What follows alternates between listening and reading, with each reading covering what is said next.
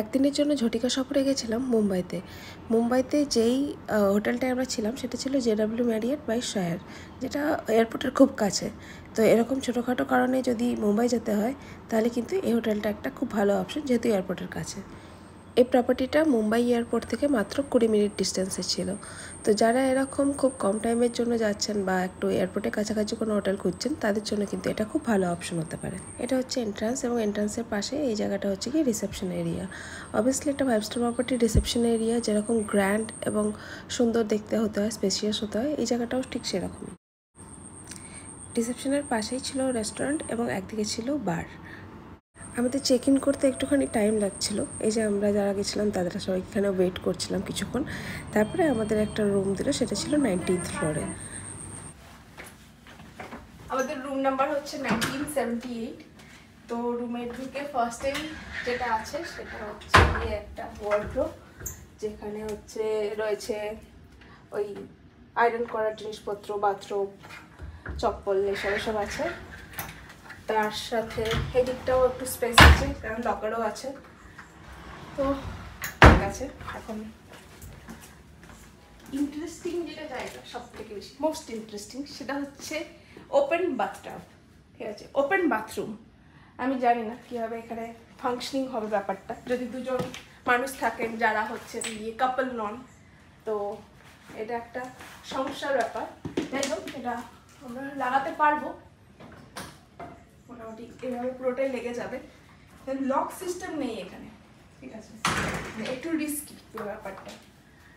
বাকি যা ওয়াশরুমে নর্মাল থাকে সব কিছু আছে ডিসেন্ট, এবং খুব অনেকটা নিট অ্যান্ড ক্লিন, ভালো দেখতে লাগছে, খুব সুন্দর লাগছে বাথরুমটা। বাথরুমে অনেক ফটো তোলা যাবে চাইলে, খুব ভালো একদম। আর তাছাড়া দুটো বেড আছে, সিঙ্গেল বেড। আর এখানে যা সব চায়ের সরঞ্জাম এসবগুলো আছে। আর যেটা আছে সেটা হচ্ছে, যেহেতু আমরা 19th ফ্লোরে পেয়েছি, 19th ফ্লোর থেকে তো বাইরেটা খুব সুন্দর লাগছে দেখতে।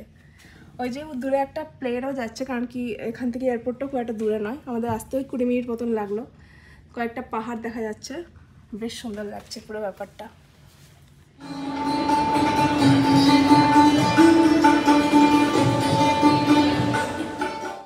পরের দিন সকালে চলে গেছিলাম এই গ্র্যান্ড ব্রেকফাস্টটা করতে।